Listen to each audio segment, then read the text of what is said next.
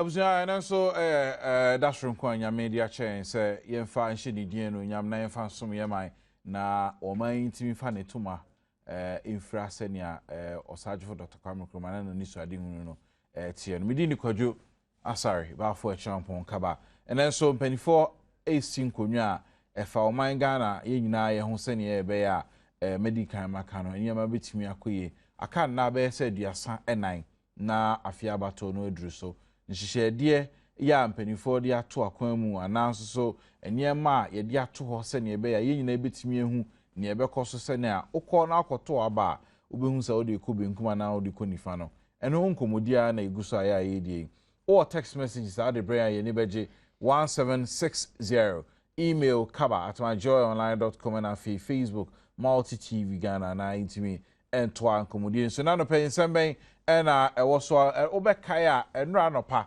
ye dwendwen sansem we hu na omampani John Dramani Mahama akọ Savlugu ne ho no de kotu dwa se titiru pa no kwan a nanado ne MPP for so wo mbesi adan na wo mu a wo muni ba bi da wo mu ton ade abonten so ne du anajo a wo de da lord kwan ho ne ade no titiru ne wo mu so ne ma odwem kai yefoi no yebisi dan mo ba bi ada omampani se na wo be ade papa de amaka yefo a we na oba ba yo ne sisa atemdidie kra enso enra awia owura Boache Jakon campaign manager de man na ado say say omampani Mahama ani NDC for no mo aka ne so ade hunu wo mu ni bi kra esan say wo hwemu a hwan pa no waye na dwe so peso ya de pa de mo obi a ye ka say atemdidie no wodi nipa no na eguso a osanse mu we mu no wo mo press conference a ene ye bedwendwen ho kakra ne a cheche mu wo hwe NDC manifesto enra mo munya kwanti asempa fm no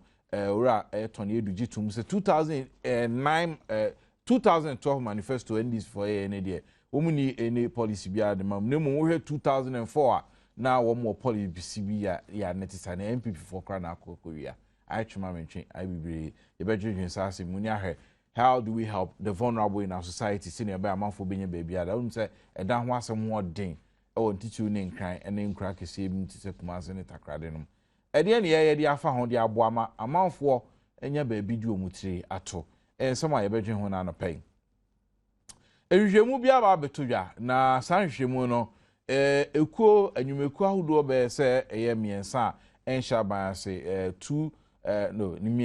three civil society organization titune CDD Center for Democratic Development Ghana afi Ghana Integrity Initiative Transparency International local chapter ena afi so no Ghana Anti-Corruption Coalition womu ekuo miensa no womu kan ho bom ena womu yes ahwehwemu na hwehwemu no mebusum yedi nkan ewo afi mu ara ena womu yes ahwehwemu no womu ehya ase na ebesi sabre no asem ni nyina ne se yehwe afi abato ne hyehyeye a ewo ho ne amanyuku ahodo se ne womu bo mu nto afa no a na ke hwe ni musanka NDC eni aban a tisoe no anka womu beti NDC ko no afiri aban ho na aban ekoso aye aban adwuma na NDC aye NDC adwuma enanso so no saade no NDC ni aban entimi antentem ebisabe ebom say one ena baby omampani ni osoafo ni ebegu bi abuse of incumbency aban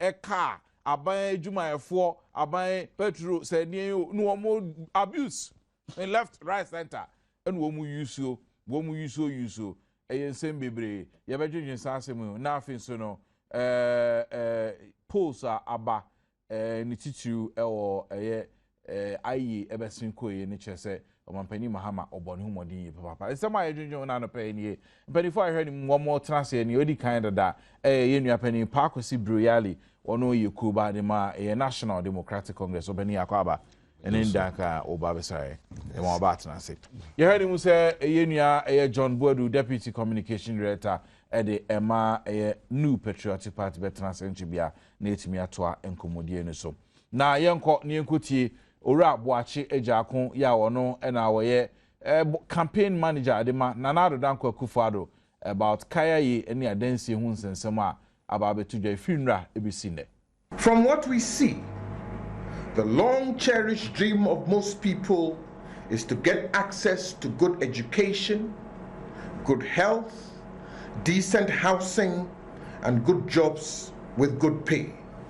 That is security of life, not a national airline, Mr. President. Again, he said the issue with secondary school is not affordability, meaning parents have no problem paying school fees.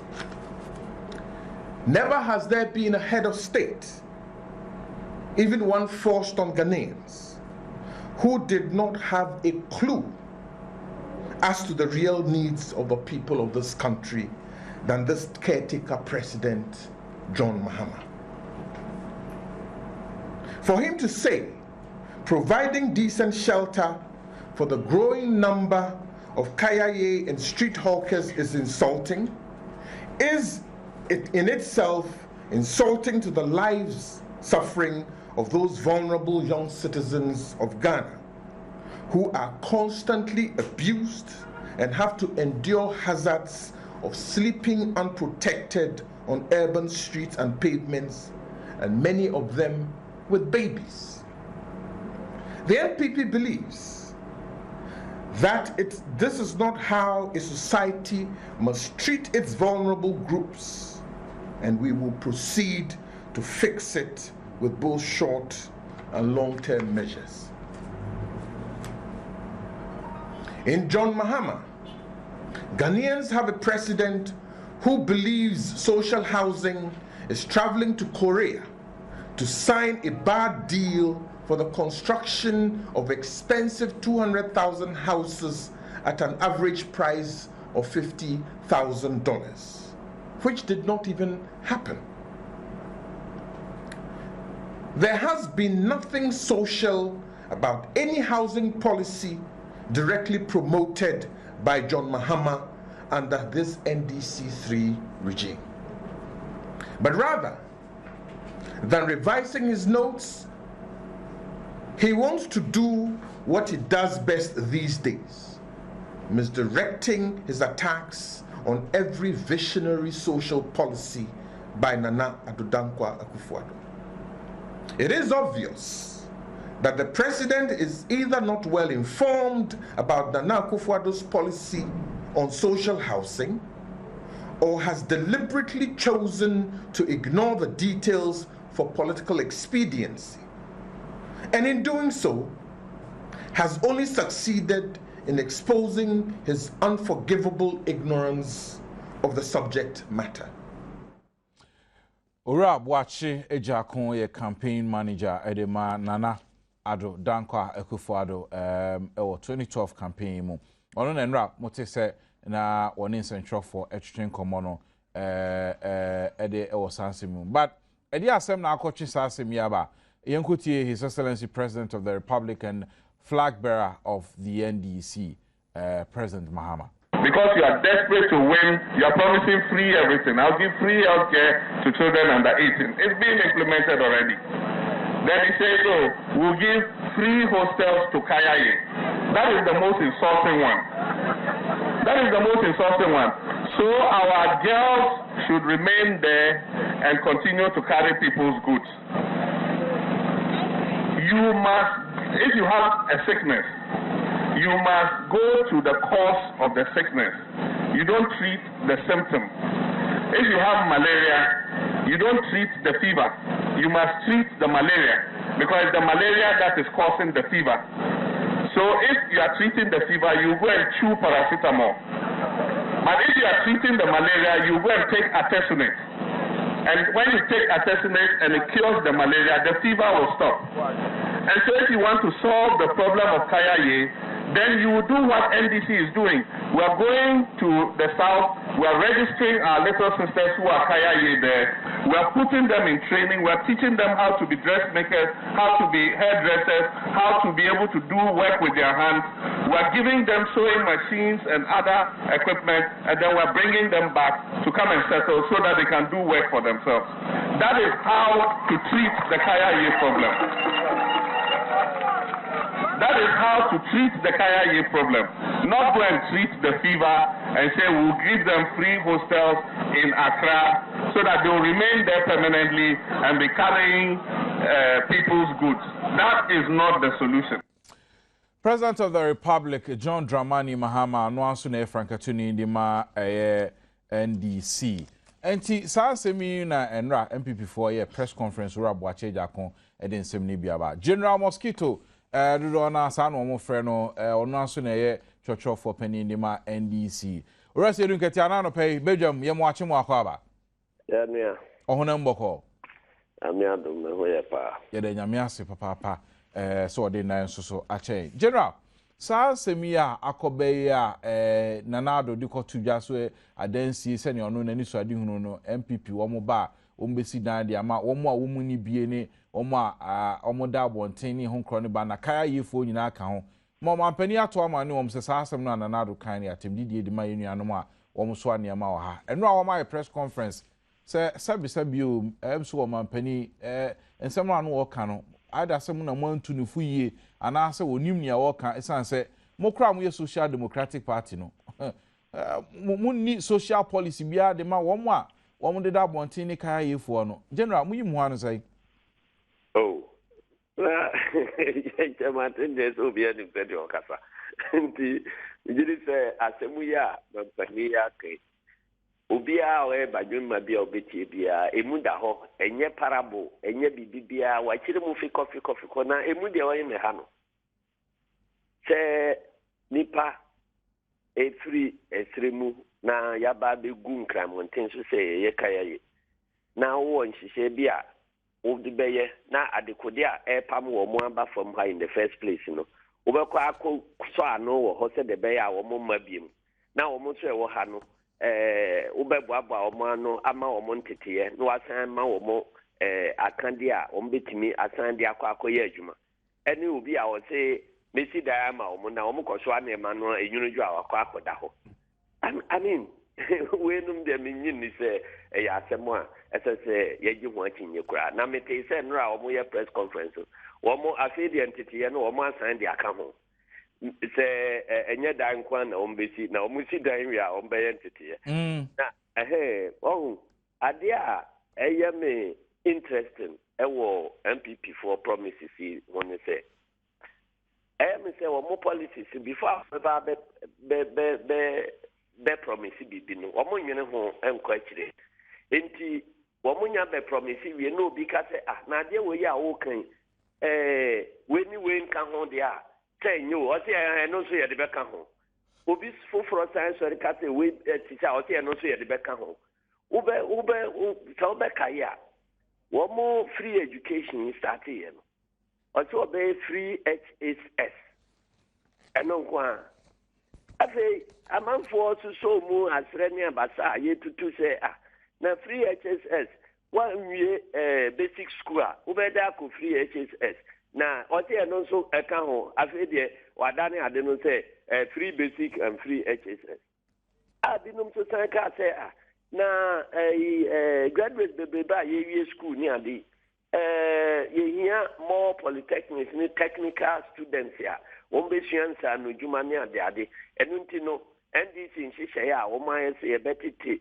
more technical and vocational students na wo matimi akwakoye njuma no o se no so ye de no so beka ho nti no so free technical free vocational ni ade enti se u follow the way our mo kan promises no akoye se limit bia ni so e na wo mo nyine policy no so nkonkosi enti o de ba na criticism bia obi beka se we ade na we nka ho no na atwante no ane de aka ho enti ukọkọhwe wo mo manifesto no mu a nyama no bebre wo ha wo mo anamo a wo mo de keka ho a eni wo mo manifesto no LCS wo mo policy wo mo prepare ground so say kina se nyame fata ma wo mo wini kura na ukobisa wo mo say de ben na ade na wamfa saa nhihye we ya nya adwuma o si me manifesto ni hwemu ehefa na ewo ekese obehwemu no na bibibia ni mu saa eno nti ena wo mo eye no saa eduba bi so kra afi amanfo ka say school no ni ho a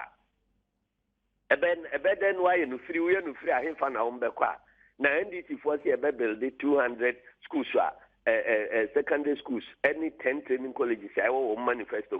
Oh, now my Sunday 350 secondary schools. So as I can or moke can qua any woman manifesto mobile. And to hear MPP for near Sanet here, and Untina, and they one more can say, yeah, 40 million or so. ABC for Kaya. And I can say, and yet, no, here, the here is now almost a Kumukuma Koyajma. Or see, I training no so can home. I mean, now, say near campaign, the Asenka campaign, and you. There be BBA, Ubeka, Ubibenya home, Poncha Biaka Biao, now at once, I would in a pampa to her now, and no so I can one. Just say, O de can't home free, only baby, a home sick be free, BBA, and Yakate Wiso, or say, no so can home. Yakase Wiso, and no so can home. Meaning, say, there are one more creative impression to say there, one more manifesto now, one more policy statements, and one more think it through. And one say BBS in it, man, waka. But General Enra, Boache Ejakon Chamatin say, Nanado speech, them some one kind ye because Wakoti no how watch say, Nanado speech or any greater focus here and can say skills training county and one pass asem no motu e fa ba ko bi pe na mo pese mo be kan speech ni sa sentence ni paragraph o ye ni na makofa ka ye fo die ni ase wa kira mo the manifesto no ba bi e wo ba bi akaya ye dormitories no ni ade ni training o se ka ho en ka ho wa kira manifesto no ba bi e wo manifesto no na ye contract ya ono o de magana fo na onamo a bibia si ni trimu anu akoka edru ba bia o say obesi oni grade focus here at once no na besi ni trimu say obesi they say 100,000 houses per year no they aka ho enye sa would the campaign sa namo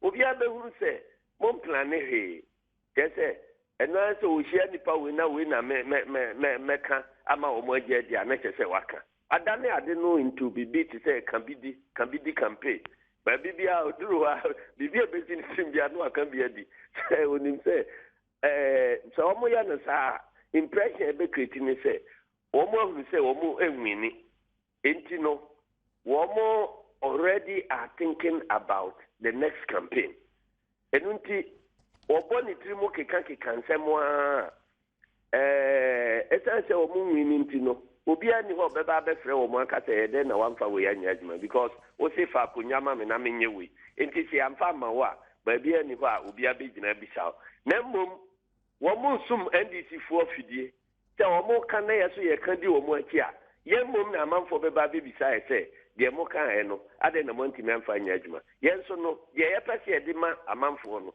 ya tie tu ebo ase a hyehyɛ abu ho ka edi ho nyema nyina kyere manifesto mu a kyerɛ manifesto no a na yɛnyɛ di akyire ɛne the national constitution ɛhyɛ yɛnyɛ no ɛno na ɛbɛdi akyire nti sɛ wɔn adwene ne sɛ wɔn bɛtetɛ na wɔn adaada ya me akɔ di saa empty promises no akyi deɛ ane na wɔn agua ɛnde ɛyɛ nkɔdi akyire saa ɛno aso mi ankasa ma nya adagye kan mo manifesto ni bia mahwe mu a enim no asoro a miniton yedu kasa na o kire se sak mo enhyehyedie kra no 2004 na mo manifesto 2008 no mo hya asese mu di hu dwuma matu ana mo na so no this year enim manifesto no e ba ne sen eno na kire o se party bi etu ana mo no so de ahye manifesto mu na fe wakɔdwene ho in the time we implement no wagwene ho ahunu se eye more important to say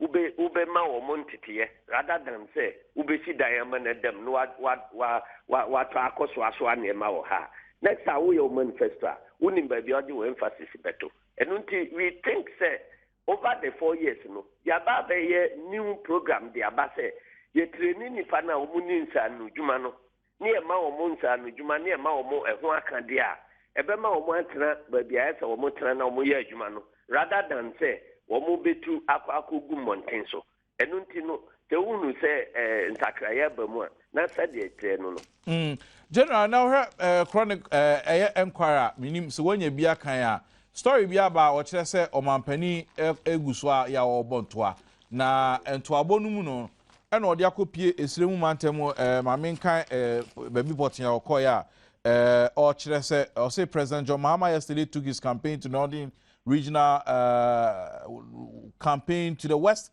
Mamprusi district of Wale Wale with the worded food for thought for the people in the area to make a choice between a Northerner as president and a Northerner as vice president. Sasem Krona, yes, so o campaign, also so akwa tribal politics na mo ye no. But your tribal ben your friend North na Uganda. So siremufo. There be Semunyeta, you Dagomba, you Bonja, you Sisala. Enti say who know the difference between a tribe and a geographical area. And untino, o share a party manifesto mo. E wo mu say and a party manifesto, national constitution. E wo mu say 10 regions no. Tie chiche o mai mu poswa. Say ye minister, say ye the appointment you. Ye say a regional balance. And untino, minister for no be a free. Minister for no be free. Brahafwa. Minister for no be free Ashanti. Be free Northern region. Be free Upper East, Upper West, Eastern region, voter region. Regional balance. And where your constitution. And until I buy the Abetan Kunyaswa. The Ayedi can be or former government here and Ibisa. Papa way, the minister for saying the free Upper West, the minister for saying the free Northern region, the minister for saying the free hand, the free hand, the free hand. Enti when him say mo awo Ghana ha, eno de aban bia ba ye gi sa na mo ehun akin yes I say ye de toto the constitution no say yenye no so. Ni a say ye no sa na say yenye no sa. Bibi nansan kura scholarship we ba ya ye training doctors. MPP a full press conference. Eka say wo mo akọ a list of nipa ye ma o scholarship no. Na nipa no dodo na free trim. And until one month, yes, and yes, I say it can be free region BMU because constitution will say any regional balance. Now, me must say scholarship beneficiaries, any ministers, and only a be sorry can say, young say, Nina balance, ya may be a free region BMU. I could not be a who here can see power than hacking president. I didn't know the as important Nibidano. Northern region ni bida, Upper East ni bida. I don't think I am seeking for regional balance. And this I must say, as I see, make sure say constitution now can say I am seeking regional balance in all positions. You know, a binka presidency, no. And Northern region president is Dibi Kakra. Now Upper East be Dibi Kakra. Now Braha for Dibi Kakra. Now we are Dibi Kakra. And no, Ebema Constitution, directive principles of state policy, no, Abba Musa Constitution, no share, say, Tentra, Bibia, Yedia, Yankano Pepe. Now, Untiminka say, Minister or no share president, Yasidia, Okako Hesse, and no dear, Yankano Pepe, scholarships, Yankano Pepe. Now, Kunya Pap and Panyako Yana, dear, will beat me the Bibin to me, Nibidia, and no dear Yana Kwaiswa. And untino, a idea a national constitution, say making sure say region biano, yet positions in my more, region bianibi. Talk as here. It is so binam, no one play idea a friend or tribe was it. No, no, no, say, oh, can't why a tribal politician. And you know, not a uncle dictionary, no him. As I say, see, I can't Ashanti region, says here. Ada Muntaka, on your MP Ashanti region. It is a case Ashanti region. Yem president in free or Namuntaka be president. I will try Ashanti region. And you know, some people are now more rush to criticize without taking trouble to understand the issues at stake. And you know, there be any problem. Say criticism there, you'll be a democratic right. But as I'm now criticizing, who your responsibility say, who take it trouble to understand the issues yourself. And some was already say, Okwako criticizing. And you know, the directive of principles of state policy, they say, akonya bia yedi no aye oman mu nyina akonya eye minister eye chief executives no me ade no yenhwe se yenye nyimu ye behe se obia benya bia di enu nti na meka se sabre ya ye wo mu Northern region wo mu ni bi da enu nti si epe regional balance ya this is the time say yenya sa regional balance no na eti eyasa muguso amobonto anu beka say you choose o mampani ne vice president no isremfo de he no omo pe no na chisa asem bi eni ho oh na say MPP choose ba o mi o mo say president vice president ma isremfo na say wo say wo ma o muslim vice president na yes ma no president ya na fe why na ye bone Odi anye boni afei so je se wo mo so sebe wo mo etiase eni se Nana Akufo-Addo asori oman mu aka se ono ba obeye Northern Development Fund. Hello General. Orasi dunkati awa ahoma no so. Emi se urasi dunkati ahoma no ayitwitwi kakra. Ye ba mo hondo ni se betimi ensa aka no san se asem no ankan wi ansa no ahoma no yesa. Quickly ye ba hwe na yensa aka no ye beto ankomodie ni so but rap akosi ya briali wa hayi no enche me ni bedi nkomo but asem tichu ba akoso aba esese mehani mu se me sabe kan urasi dunkati anu yi ni ho ano ewo abuse of incumbency report aba report no kire se ekuo Ghana Anti-Corruption Coalition Center for Democratic Development CDD and afi Ghana Integrity Initiative na almost every May 1st May 1 2012 no sa nyumeku ahodo yi emiensa ene enkrofo efa antitie mu ema wo mu hwe se ne ebe ya abato yom de omani bedi akire no wo mahwe se efi sa abre no abesi December abato no mu no hwan na ntitiru no wo mo amo aban mu no wo mo ede aban ho akade ede ye omo campaign se aban adwumayefo se aban cars se de eno ye nsema ebedwunjun General Pacho wa homa no etiko akra na wo kasa Pacho to aso na entina me kasa se obi si oba obe Zongo Development Fund a chese obeti foto bi a Zongo fo nkwan no de behwe omo ena yenye kase so obeti na fa mo obi akoche o manager pade se wase wo chefa de bre no wo so fata se wo kodibi na wo gyina ho eche adisika na wo de ono ne de amane no enti se mo si Zongo Development Fund na mo de beba yesu yesi ye be yi president ya odo so ofri Zongo ena se Northern Development Fund na de beba yesu ye yi president ya ono be che ade no e be free north enti asem we say num de eno ni ethnicity enjia babia because we are talking about geographical areas and geographical distribution of development and allocation of positions. Uko Zongo enye tribe bi ani Ghana efre no Zongo. Uko tribe ha Zongo ha Mosifo wo ho, Gawofo wo ho, Ehefo wo ho. Omu nyina ka bom na omo te ha efre ho Zongo. Enti uka se yi Zongo president ya. And say you are dealing with ethnicity. Ena uko akamfo ewo Zongo uko baby bebre akamfo so ti Zongo enti uko so a north no so a ye kanu a it's a geographical area ena sa geographical area luckily obi bia owo man mu amanyofo no nyina nim se eye baby a eho ye underdeveloped enuntina in their party manifestos ye di shishem se Quite by now, first we develop North. Or see, may say. Yeah, see. North no do tembia. I say, Diman Penyakuniano. Emma Homo. Now, Omo no and determine the Emma Homo, and you'll be in the free staff. I will determine the Emma North for.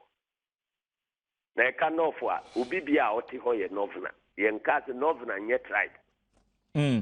Asan Abacon, General, report via a fee CDD Ghana Anti-Corruption Coalition afi Ghana Integrity Initiative chese efi me busumi ni de din kan ya omo sha ase so omo ye nhwemu na omo de omo ni adi aban ntitiru ni NDC party no mudwuma ade ni ntitiru mu nto agba amobọ no mo abuse incumbency chese aban ho akade na mafa ya mode ye mudwumadie ti se aban adwumafo ebi ho ha esese wokotena office wo beti no what radio so ebi ho aban ka ne ye de ye campaign wo ha ni titiru wom se wo mampani mahama wokọ ne thank you to ni nyina no na national assignment no ye nso no no wafa ho ano de ye campaign wokọ house wo mo hwe o mampani mails na adwuma wa ye so na mo santo ma NDC wo ma ye report no ya chese aban adwuma de ya aban ho aka de na mo de mo campaign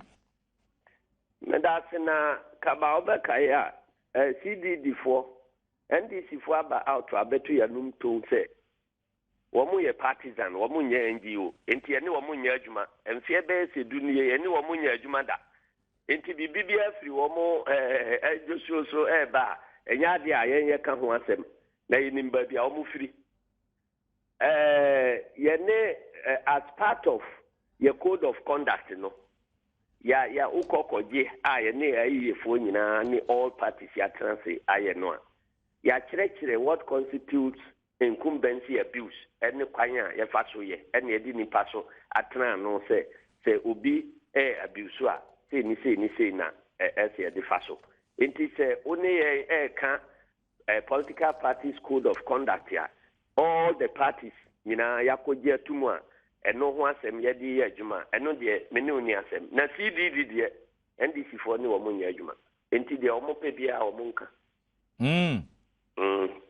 na unim dada ene oba adwuma mu nkyere me Samatina ayese ekuo bia wo mbeka satia NDC bia no ka so wo ye MP before CDD asheda actually letter aye home press conference e de akoma wo mo say sign say wo mo aye we nti no efi na eko tinton tan ye wo mo ni NDC enni nkita ho die bia ba mfie duni ye gina de gina besinne enti besinne no ye ni CDD for nye bibia because ade ayem pene say o ka se wo ye NGO non-governmental organization ya nti unyina obi afa na akọkọti NGO na mpanimfo na edida anu nu nyina ye party bi mu mpanimfo na omo nsem ka nyina ye party bi na womo kama omo a na wunimu a wakodada abrofo abrotire temu mam sika na memfa nkonko ye de beboa Ghana democracy na mu odi aba no odi be campaign aboa party baako nti e ba saa na sese ye ni otitimu ne yema womo ema osika no abrotire te se omo di sika bi ba na omo aye omo agin se e di beboa Ghana democracy as a whole ye NDC for there ye nka ho na nti tede no na Ghana Integrity Initiative was where what say Ghana Integrity Initiative was where oh so see omo kan bom na ade a ye they say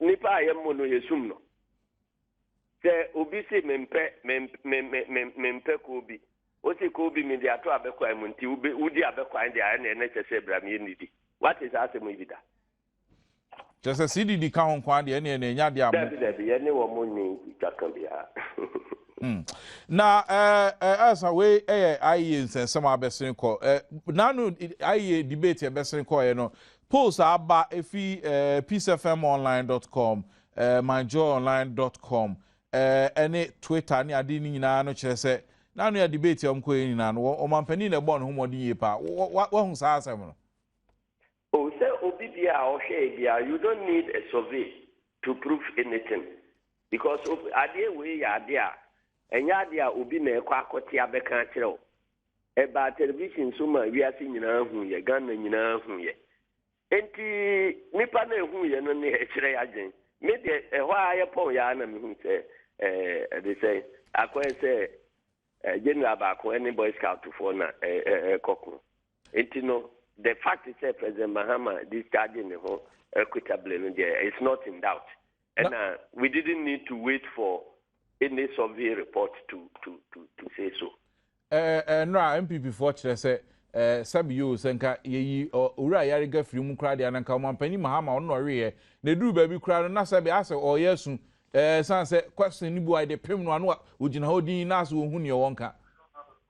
Oh, na sao say Ghana fo nyina asese na MPP fo so nyina asese. Enti se MPP fo nko a wo ani different from the Ghana fo nyina eka. Na che se nsema a wo mo ka no wo mu hu ne ma different from Ghana fo.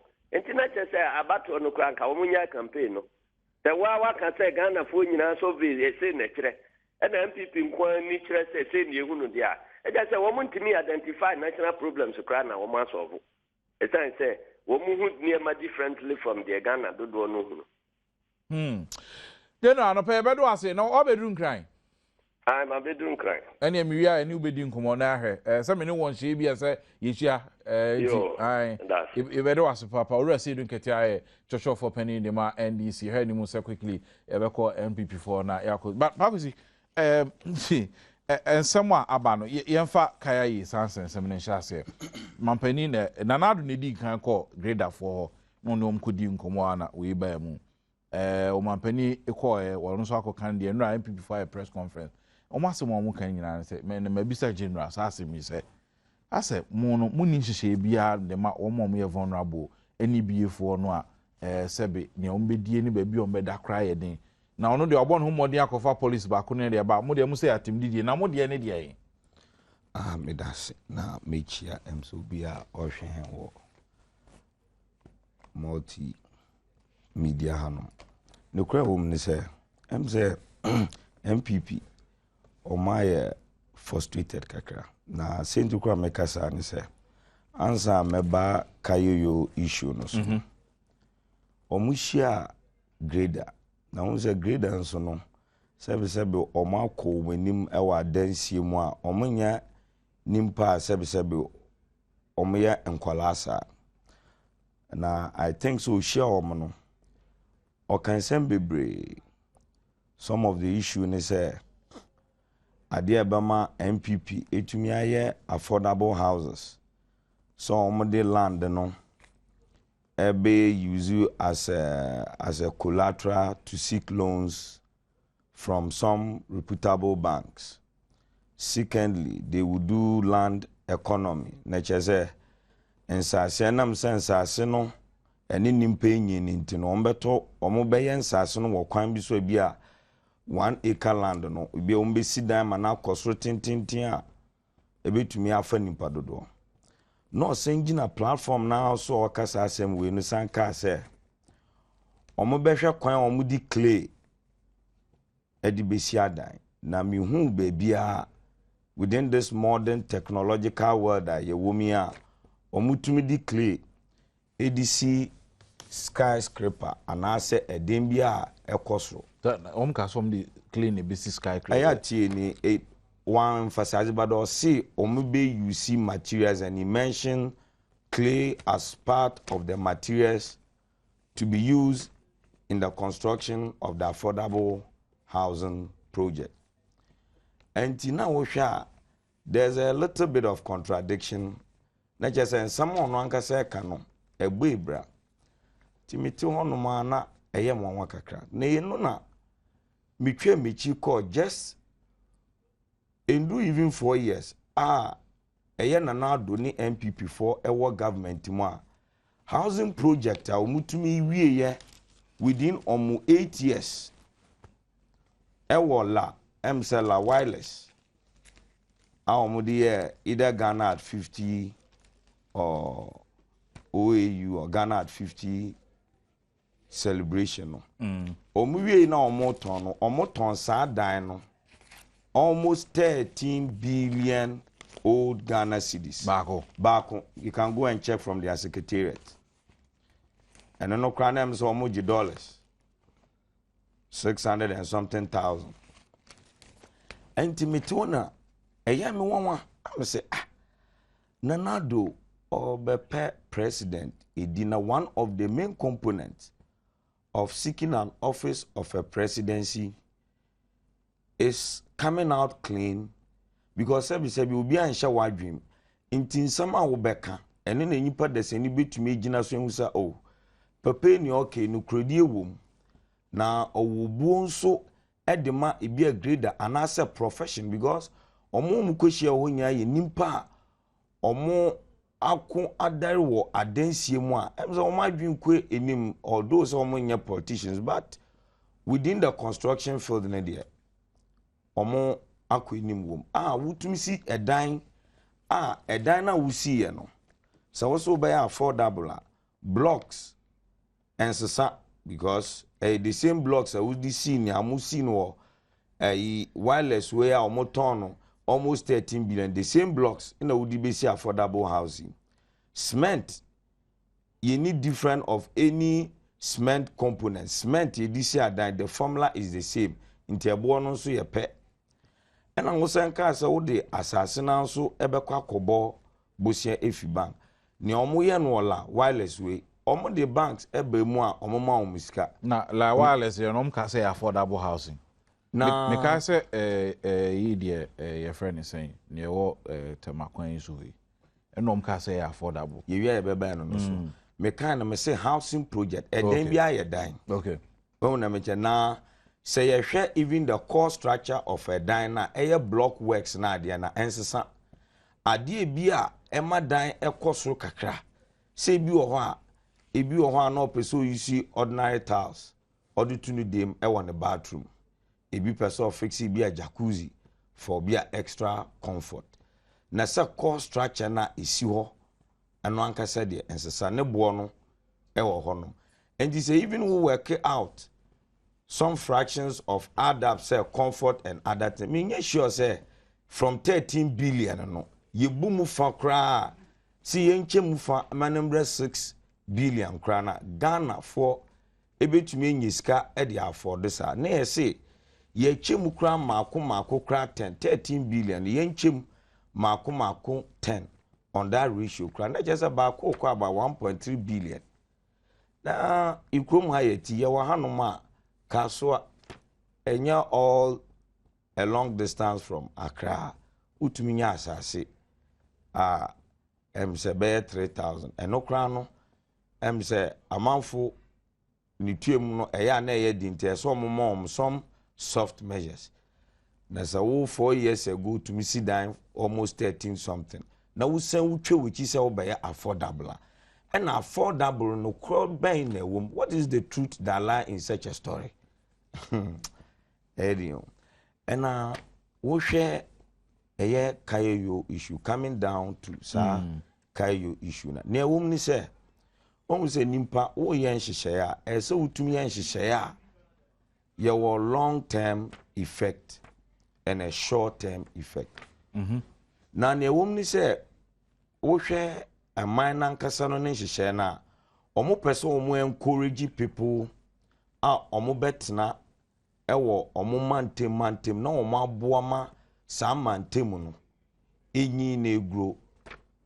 entino sa rural urban migration no say from local government level and even the policy of the nation per itself wants to discourage that trend of attitude from people send ya be ya wa ya no mo complain say o teacher for sebe ye de won koto some areas na bia nam facility nti ohuntumi ntina ho enti anam say ye pese ikro no e develop in together with all other sections both city urban and community and ward and all what you have no see you to me encouragement nimpa bia no otum otna ono ankasa ni area normal mpunto no take effect enti say but in the meantime no ankrofo no te kwan ho a wo mo ye adwuma no wo mo so ankrofo ni ama de na ban ayama wo mo de na ban yama wo mo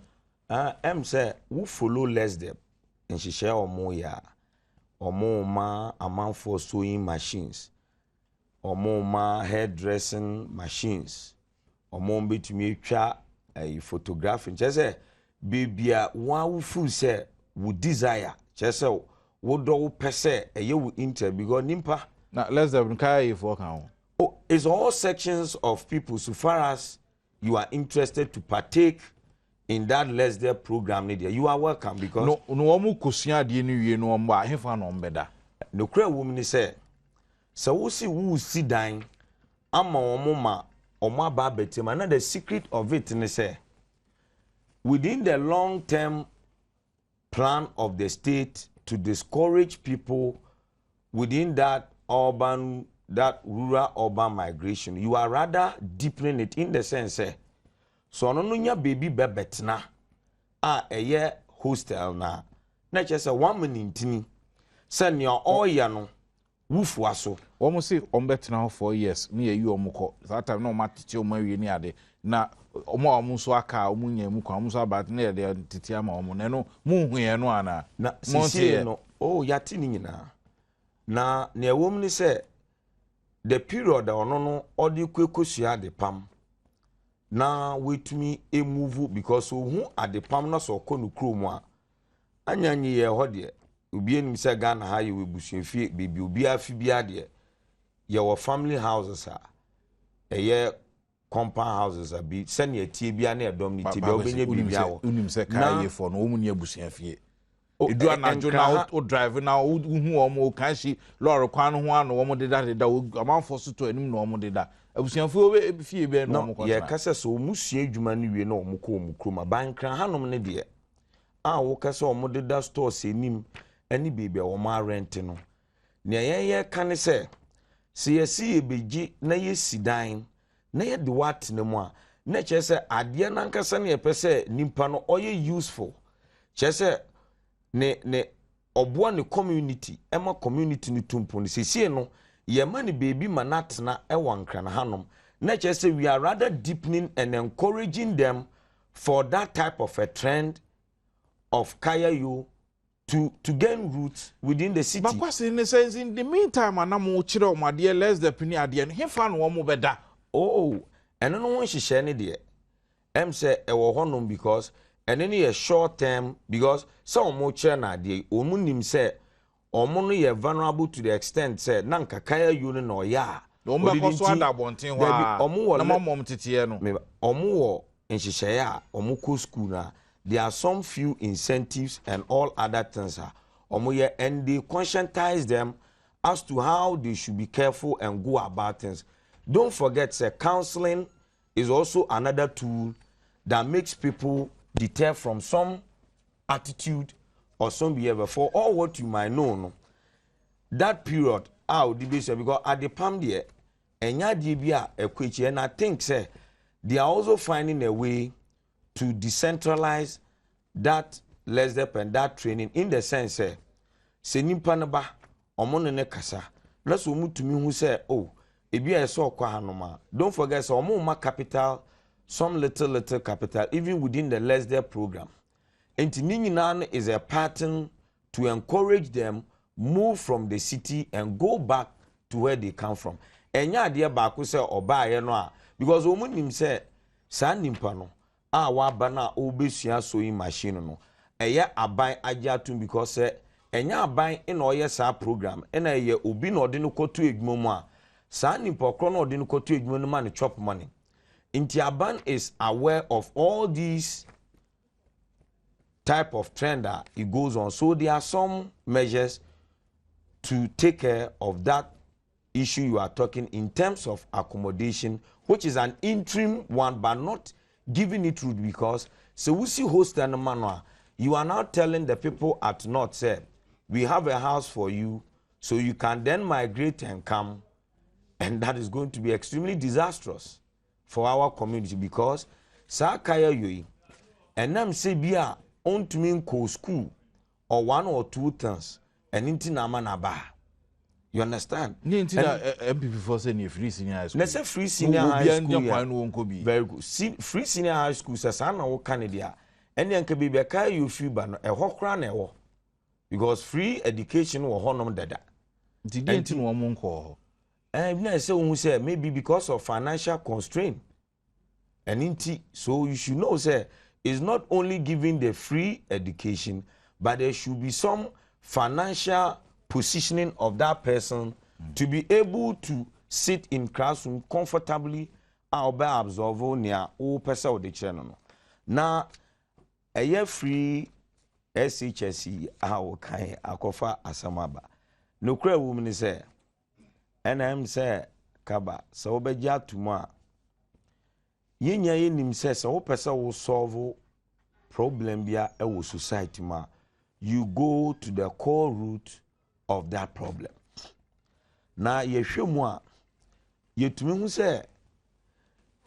sɛ ɛyɛ nipa dodoɔ bɛyɛ over 60% a ɔmokɔ JHS ɛna so ɔmo constitute the broader base of nkwalaa enke bi kro mbe hia mboa ansa wahwe kindergarten na bisa ho sɛ adenti na MPP ene Nana Akufo-Addo eja saa JHS foi ɛhonom na ɔmo address sɛ ɛyɛ SHS Almost from kindergarten to SSO. Why read your manifesto no more copy? From kindergarten to SS. Never. The emphasis is on SHS. The emphasis. And general, na mi wo program.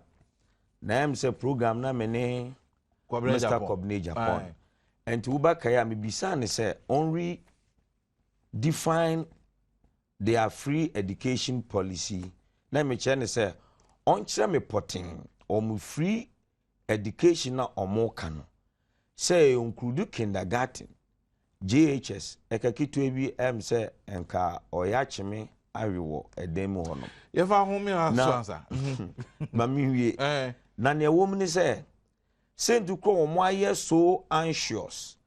Ewo SHS so say omo pese hone omo targeta, omo free no, and then am bet you the secretar and am so omo yes a secret ni say secret ni dia here. Secret na wo mni say wo hwe say SHS for no omo form 3 to form 4 no. Un say binum a attain the age of 18 years. I so omo to aba. Na wo hwe say edom dodo omo ko SHS no consume over 1 point something million, approximately 1.2 there about. And this a work out fraction now. Utumi say from form 3 to form 4 anya ye kra yankasa 400 people or children occupy that domain. Yes animpa dodo nti some be exploit omo na exploitation say omo de saa asem no to omo adwuma no so omo aye nkwala nti no to omo de kope vote omo de kope vote de nkwala vote no omo kope saa na person kire saa na asem ne tie enye say saa na person that is a situation nkwala vote yes because no omo nkwala no omo tu omo school fees na omo mame no mretua na say de omo so omo be ye ni free and this omo be ye ni free na akwala no to na adwum say owo bibi free a ne mame de okoto aba no ngina hobi na waka che say kodwa na akwam na fesi ha ena akwala no so ntumi entnase yempenifo kra yete. We have done a thorough research because don't forget say His Excellency the late President our campaign say I care for you and he brought better Ghana agenda of which His Excellency John Dramani Mahama is pursuing that agenda.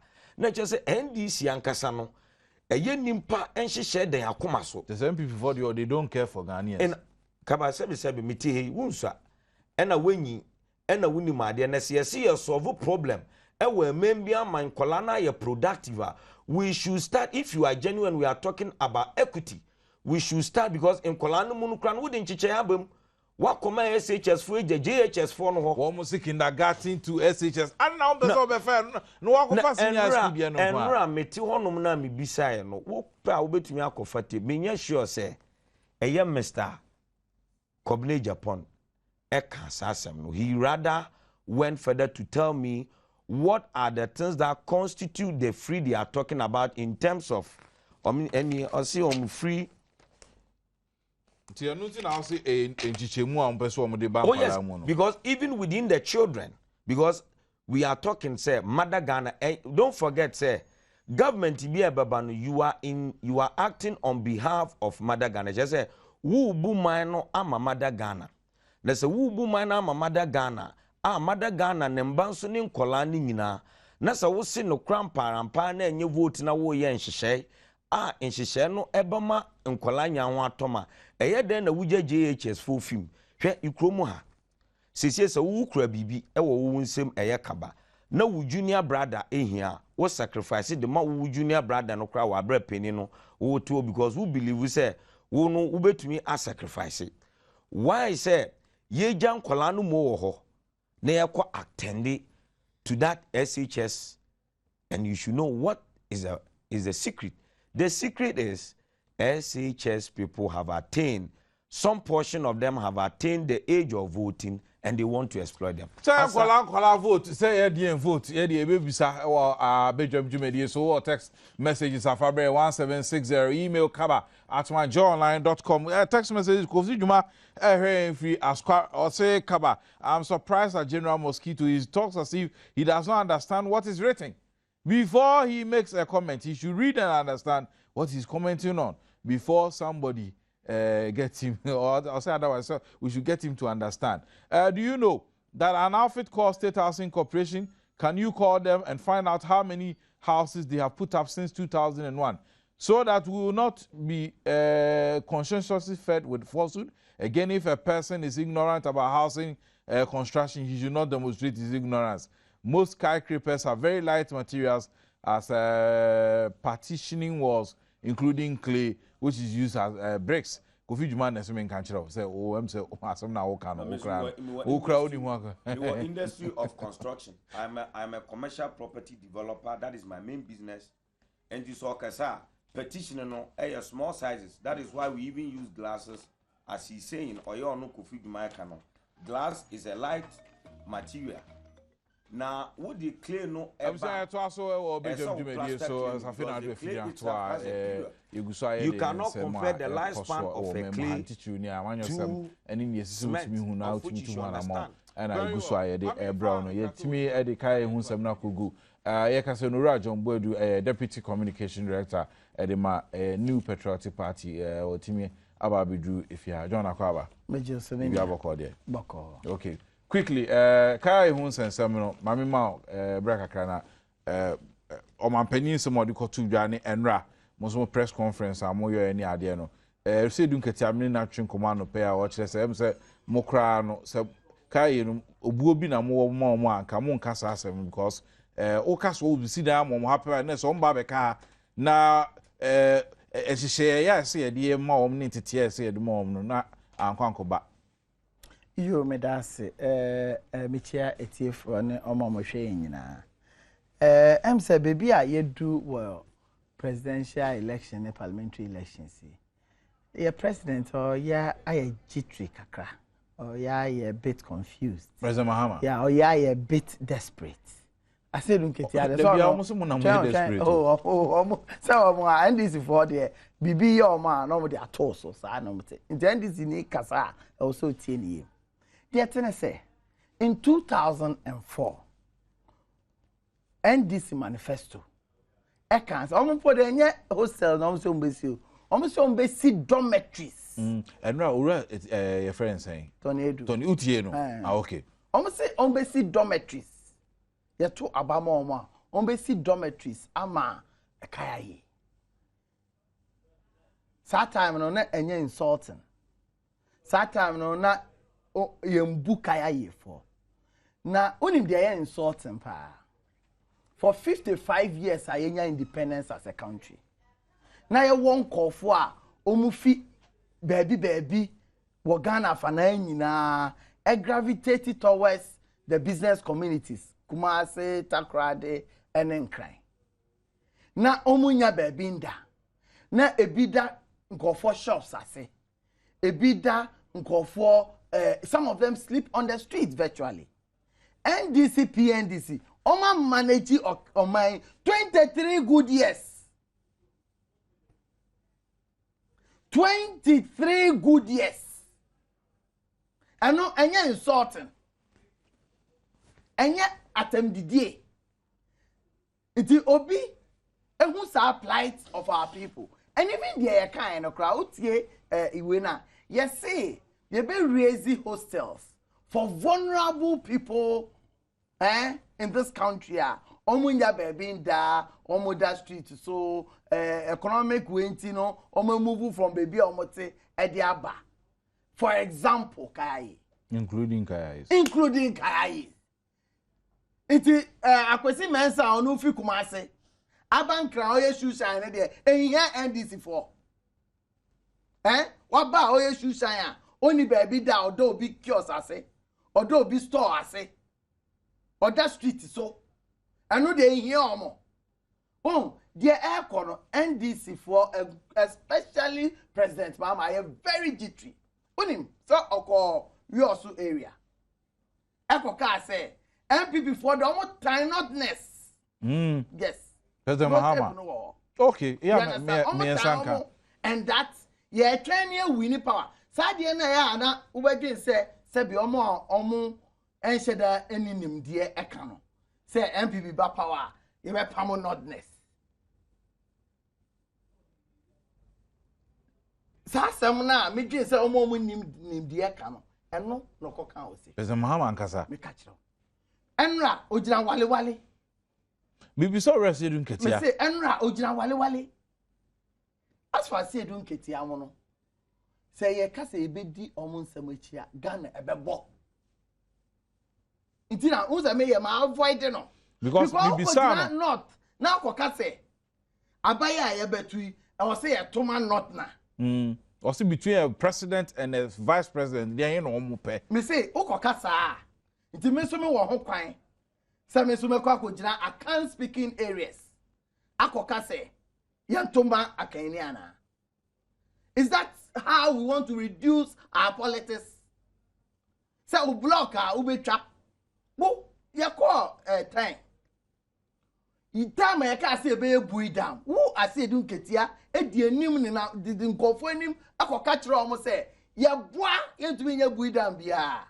Na bui down ye betumi aya nkan kroma ene ye. Ye ko ohin ne ka kire say asema ye di aba no aye ne de pa. Efisa say dun ketia nkasa ebe ka kire omo say yentumi nya bui down. No kure ni no president kofo etumi aye. It free SHS na ye kan wasem no. You bet to me, I say, ya bida. Minia, you know, I yatna omema. Here, let me tell you. One of the major reasons here, Nanado down Kufado, I call Tamalia, ye jade supano, and say, Ghana, almost ya one people. Look, Uba Mikroma, your baby a friend, I say Ningo. Ningo for, omu fi pram ne niema na betena ho ya momu baby ti omu ti ho look banko amene ne koye national service e wo nkwetia secondary school this year no accounts officer wo university KNUST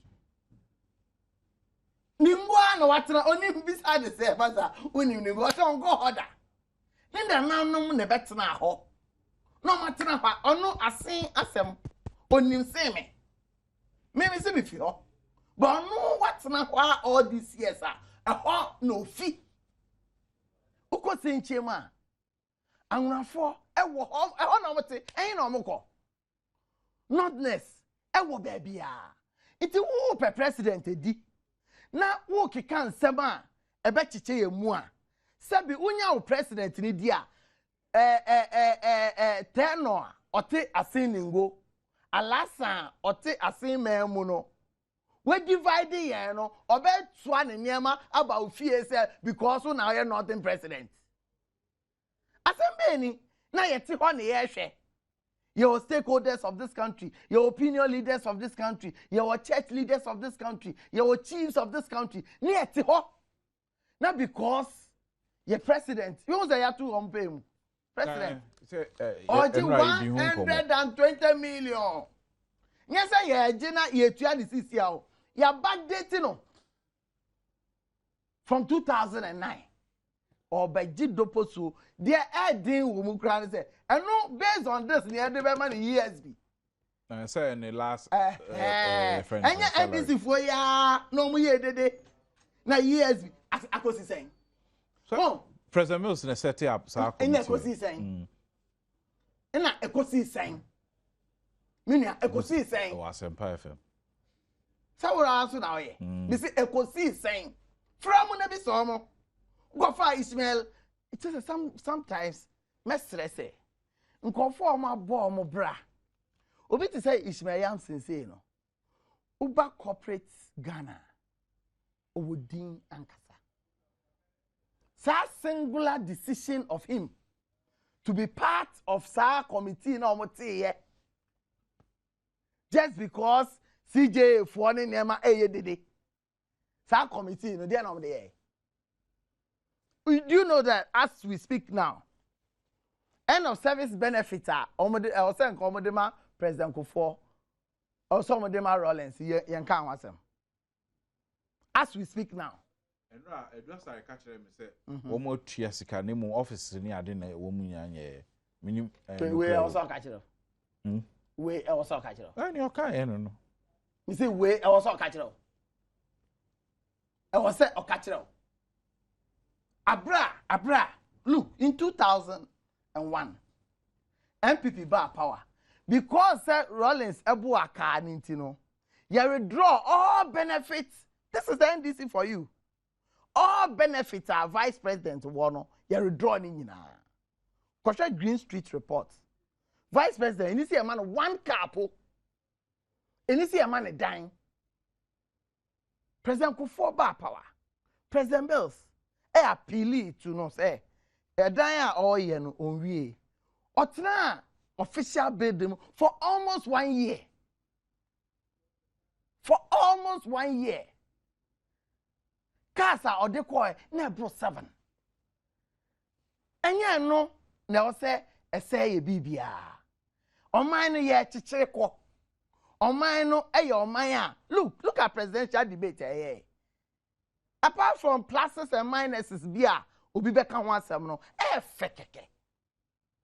That is all mine no tumpon. Na so mine tumpon adenti na obi ope president keke no edi no. Ade ono ankasa de share ne manifesto mu say obesi dan, obesi dormitories. Ono po de ankasa obesi dormitories ama vulnerable people. The can say you be see hostels for vulnerable people. Now boy near to me omo number baby omo wo skill training be wo hona. For instance said the okan Ubema obi skill training so nko so ya de pam na oda abonten ene ne mada street so nsi oto a this o twere ho a obeden na ade chi a wotumi akosu ya de adan na ya nkasa ye ho sa na say President Mama and pass odokaya year 23 years ni dia no maya makaya ye wagana 23 good years I did the power of authority of managing our resources ashamonsa adan na power keke wo pe anu ti no be keka nsama enu look ti okoman pusi hene ho sebi menua yes penyi due mante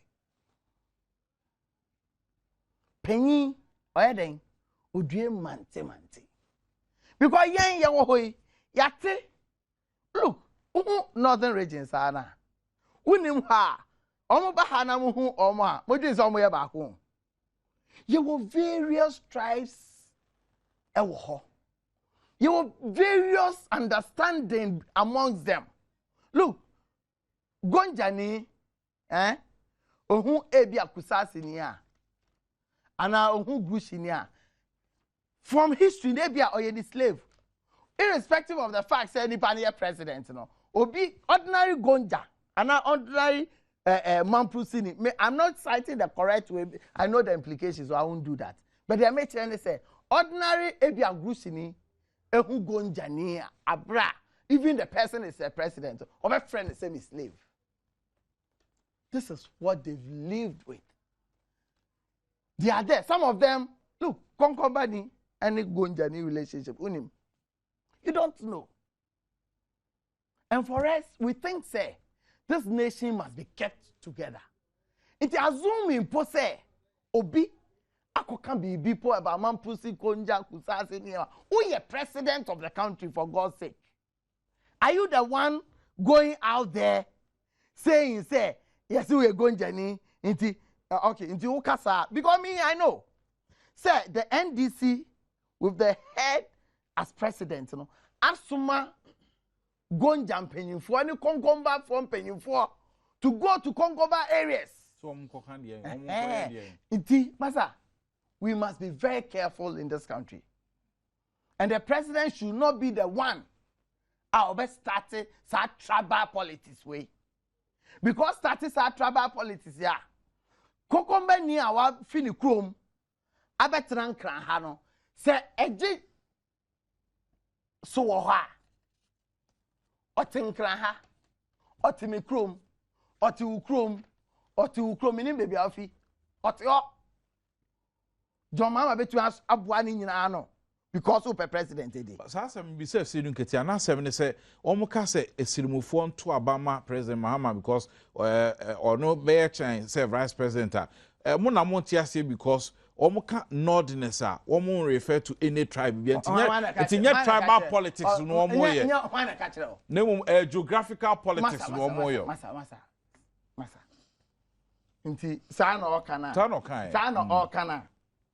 akamfo ye kasa akamfo a omo brown afro omo Ashanti region omo eastern region omo central region omo western region ebi wo northern region ebi wo Volta region ebi wo Greater Accra. Nti would that be right say me John Buedu meka say esan say Nana Addo Dankwa eye akanni nti no akanfo nyina ento man Nana Addo because omo to Nana Addo a ebe boa sense omoto amaseremini. Is it a correct statement to be made? Who catch me? Se sa na ti dia na me fi ha me ja Nana Addo northern region amabe. Nana Addo da so. We see how we do our burger. Okay. You understand? Our burger nra Oshia Islamic scholars and oko UDS Oshia a parliamentary candidate or twaso our burger of you obeko Upper West. Sasana o say a correct statement. Catch me. You na make say a correct statement. It's okay ya no dey na catch no. I'm only referring to asema okan e na akere wo say na be a ebebo ama wasema okan na obetimi akere mu ya akere Ghana for. It na make say me kasa me decide say this is my campaigner. Uji so man ye beto abebe wie no. Ebeko yie ama ye nyina. Esansa wo ase du ketia. We are member of a board. Look, unim say sa bui board no. E was saying ka Ahmed, ya down for NDC parliamentary car. Time machine. I want know what's our board no so. On a sitting MP. On a sitting MP. But say you get your no fee. On what basis? On a representing the people there. They want a rep of the people on the board. What could J sa position no? Sisi Ahmed, maybe she na why mobile ye pa because for the 3.5 years, no problem make a try. Ahmed why mobile. Papa. For 3.5 years, who says sisi or no contest or bandao. I say a new constitution. Inyama was say oh ye nyina no I also call time no. Akodi I say dun ketia ho. No they call time.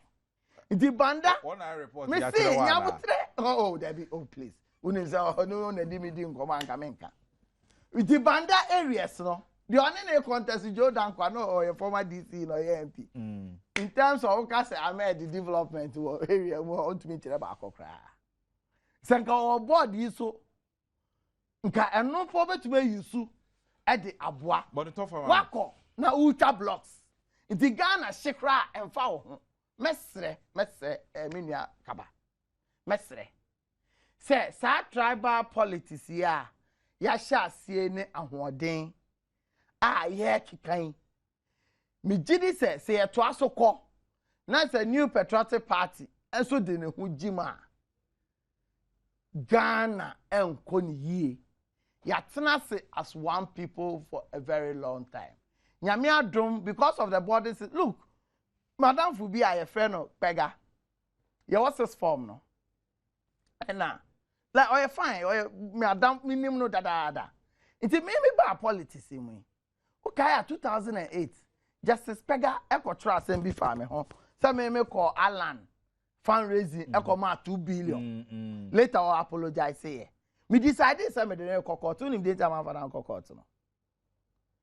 It sounds say me ne. Because me nimpo say nebusuani no but because say me ni obi ko square a friend Pega. Na me assume say because boy no I am very agitated person. Opokuare, only why no uncle as a headmaster, okay, baby one can ye. You understand? But Pega was very, very agitative. Nancy no sending me email. Say no wafa and Pega. Well, because of social education, look, Haruna Idrisu, make up be actual. I mean, Haruna Idrisu. I beg Fable, not a chief Vanda. Now we were year 17 or no we year 19. The following year, now Haruna Idrisu better than Nooks president. Even at the time of contest, go for your end this in bullshit or end this in today. Yes, because I didn't for bullshit. Oh no, I'm sorry. I end this in today because Osha there on any contest now. He was far better. We want student representation. Some of us from Commonwealth or campaign for him. Or no, a win year or by year 17. Now maybe we year 19. How now? Look, just say, Mestre, we've kept our country united for a very long time. Mestre say, men Kobane said because we per president, we per parliament akọ, we per winning. You bet you can't sell natity and team. Because look, as I sit here, and I mean name the background. Baby or worry will be a few water region. It is a account talk between Gans and the people of the water region. And no beko. Ne mano etu onomo fa one obe shutu. Omu shutu on papa da say omu shutu on mama. It mestre say mestre president don't lead that crusade. Very well. Pentecost University admissions that's why cost so say you know ubetimi akọ no akọ form say na be ya obinyem kwan akọ akosua de o session pon no mu wo mo our BSc administration our options ahodo bebre ebi accounting ebi banking and finance ebi communication studies ebi corporate and business development studies human resource insurance information technology insurance and actuarial science logistics and supply chain management marketing and afi theology ukuta wasi ukuta SSC ukuta HND and as a course be a national accreditation board for approval so the university be bia no ko nakoto forms ni bi na oni omo eni ko obetimi akọ na afi otimi akọ akoto audition so ma atimi abo ye omo so utom ho na Pentecost University College you know ewo na opese auto forms ni bi na o outside Accra obetimi akọ FedEx omo regional office bia na wakọ akoto forms ni bia na so betimi akọ internet ni so pentvars.edu.gh pentvars pentvars.edu.gh no akọ download the forms and also wait me afre numbers am dey to you no wait me 200 amount 0302417057 0302417058 and afi 0244725291 who sleeps on the streets. Didn't the NDC say that they will build infrastructure to give quality education? Why these contradictions? MA Sadiq Nifibole in or the air brain. The MPP can do free education because one more bida, free health care, free basic education, national youth employment program, among others. So BIPS free tamale or the brain. The NDC government give free, school uniforms to all basic schools. Methodist, Anglican, Roman schools are not benefiting. Why? And will be Sir Tommy from Takrade. What is John Boydu telling us? If the president said we should vote for a northerner into power, how does he understand it in the way he's interpreting it? Bride from how far, you know, the Ebrahim. Ask the MPP that they just want power. That's why they even want the Kaya people to vote for them. If they want, they should also go and say, I can for nobody minds. Kabata the NDC man that what is more insulting and discriminatory than giving free education to the north and denying the southern children and their parents who through their sweat on the cocoa farms has funded the northern education for 55 years free of charge. Samia Mwadi fi Cape Coast no de ebreye or say Kaba na uchi na wachon mintiasi Kwame Ebuadi fi timpani or say John Boadu. If NDC has stayed in power for 24 years, then it is good. They are doing well and they will continue to be there. Let the NDC know that the capitation grant already caters for fees at all levels of basic education. NDC desperately increased the grant by 50% but refused to pay for a year. Semens and Wasa Kropon and all the Ebre. Nurses have not been paid their last month salaries, and yet politicians are taking so much salaries. We are waiting to see. Ama and the Ebre. I'll say, Kaba, don't mind the NDC. The free senior high school is possible. Then it's free. Adom Banso and all the Ebre. John, calm down. You are too desperate. Ajiman, no different breakum. The Ebre. Kaba, ask the NDC man if he is aware that the F-Cube is already in existence. KK Adams Chifu Eyase, Lesser Coordinator, Bastards from Agomenya to Somenya to Kofodia, and took us a photo video that they are giving camera and printer. You make allegations that mean to me and substantiate to her. What's it saying? Miss Ayali, why something? Come on, tell John Boydu to come here after the program. Okay, tell the politicians they must stick to their manifestos and stop these pedestrian politics. PPP, CPP, PNC are all talking about free education. Why should the NDC attack MPP alone? Nana Akufo-Addo has vision, and he's said this since 2008. Ghana can benefit under his presidency. Ando they bring. Kaba, please remind President Mahama that when he comes to the Upper East, he should not play the northern card there. Alasan or the Ebreying. The JHS is already free, so there's no need to focus on it again. The NDC should allow the MPP to focus on their free senior high school education. Also, will be at the Ebreying 1760 email kaba@manjoonline.com. Na Ropa Microfinance Christmas yi Badwam a wotimi anya mouth TV ni bi no ade atena fie no wa hene ekoso no nso wotimi agina so aboa ma man Ghana timi akonkan. There were two issues more ye bebom IEA debate and matters arising and a CDD report about Bodore Sedu Ketia say woman no ebe se mfie enkronko mfie dunie woman ni CDD for ya ka to report about the fan ho kra but CDD for any GII, any Ghana Corruption Fortune say the NDC is engaged in abuse of incumbency. Onu General Secretary Adom say CDD4 no woman ye bias into woman the report about crime here. I'm say before me ba ho no. I'm say no pain some ye discuss na John Boy debate na hi. Wa kasa ten ye kaya you issue mom hostel we ntumi anka nkyere hen say at which point in time and as our hostel no ABCZ to operate in the sense we want to encourage the Kayu to be useful within his community. And on the bench was so about betna can say His Excellency the President has said this and that on one kasa the national organizer Mutau Bamba on the day of Mukhtar Bamba day of Molanchi on manifesto Uncle Tien Sama no can religious divisions and all that. Are you equalizing them? Say I am not. So no. Oh no, me are happy. No. Me are happy. Say, oh, you so much concern within that regard. So you should first and foremost say, so decline, a repair or no home. No, you understand? So that it will give him that moral high ground for him to be able to talk. If there's any such issues, he's trying to. And no one can the presidential candidate or near come for and all that. You should just combine all those things.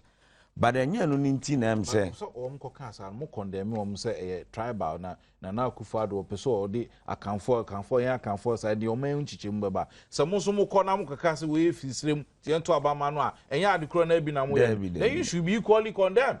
No, and yet the sound na make unso by. We devoted the whole time as you to me can someone a Bama majority of Ghanaians are omundi no and some a bet touchy but oji to say so John can be so rested don't get ya. Very well, so I address those issues in Tinam per se may wasting my time because our concentration and I say majority of our time no as you to me can some a be encourage the very people that you want to come and precise over them in terms of governance. Okay, any encore issue? Very good. Anytime be break. Good. say now abuse of incumbency. Abuse. Any debate. You form debate no. Say me maka na mesen akabiem. Say ye nanado or display some indiscipline. Yes, and I will come to debate now. Yeah, I will come there. Time mayor. Yes, I will show you. Say who be the president? The only way the people can see say Papa will be the president, he will be in check is per your conduct, because so by your president, then we presume say you have all the powers at your disposal. Just say itum ni na krawa uke se mpune ebo punanshi ebeshi.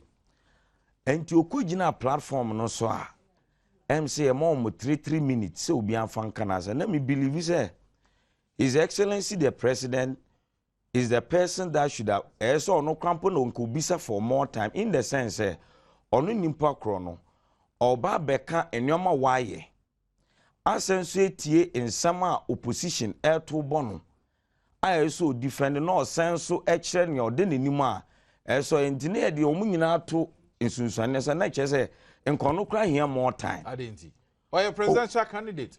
No, he didn't go there as a sitting president. I do agree. On equal basis, say, or no, a presidential candidate, Nanadu a presidential candidate, Abu Sakai a presidential candidate, Hassan Yaga a presidential candidate. Yes, I don't dispute that. And into no to me share no so one ask for extra time, but go within the time. Number 7, sure say for extra time. Nanadu. Obisa for extra time for all of them. I am not, but he is not. I'm coming. No.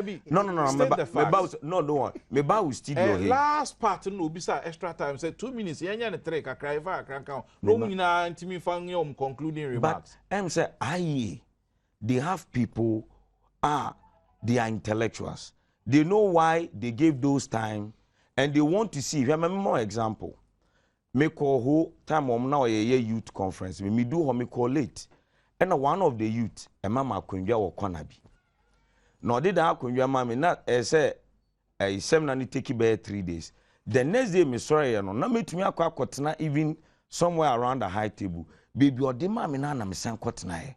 And I learned something from it. You will programming a winning. Or Bamin say, Pakusiali, you are a very disciplined person. I'm so why. Or see me buy a new baby or the mammy say maintenano. No, baby or the mammy say maintenano. You understand? A honoman matna up till the end of the program. You understand?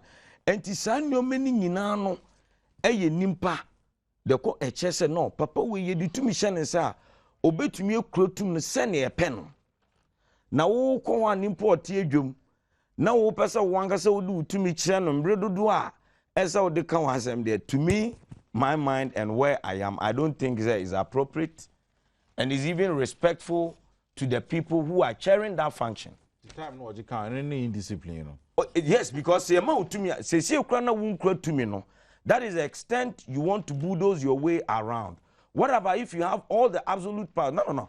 I am a look. So person who obi subaya eye no ma mienu. Twema nimpa ninya sika anase to me. And obetumi hu the real character of the person. And to me there, because in someone another nyina won hye ni trim and I won nyame but per on one person conduct and in your betch and between we say oh say net here now John Boy do so about desperate will be aye so be aye desperate MPP desperate no do fee power taxi drivers without even approval from nowhere and reducing petrol because they were desperate, extremely desperate to maintain power. NDC, I'm telling you, at times I sit back and I say, there's a party.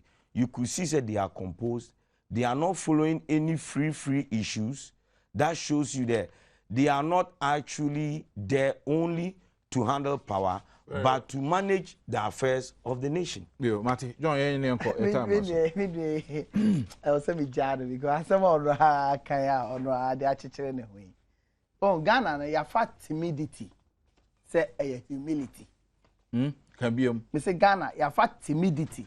Say a humility. Nana Adodanko Akufo-Addo. Actually, say or your leader. Only 4 presidential candidates now. 3, including him. Including him. Your time 2 minutes. Concluding remarks. When be sad time no for himself. That's what a leader is. Be sad time no. When be sad time no, so just or catch the moderator and say, moderator Mr. 3 minutes, 2 minutes now, one man. Me jidi say all the big count Badwam. Now moderator and it 2 more. This is what we call a leader. Because he doesn't want to please, embarrass you. Sir, please. I just watched you because I least expected you to bring this. I want to be general. Inka president also no oye obi a nka adena wanka say me 3 minutes me 2 na. We are obeka. You just expose your president. Why expose to president say adie on pekra ojitum. Eno na otro woni book say onu decision pa your friend decision say oh take decision. As onu why vice president he is like that Dramani.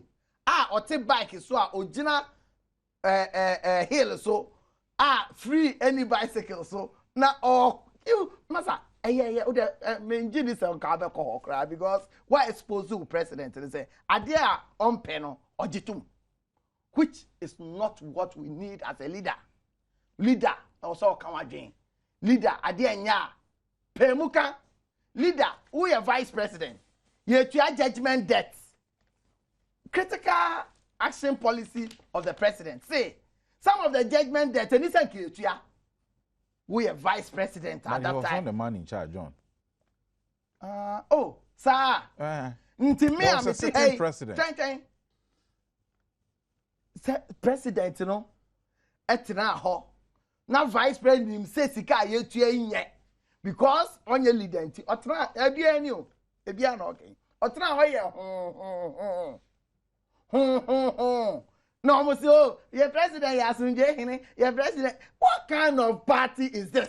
Very well. You fancy John, your time as what kind of party is this? Try me now. You mommy, me time as me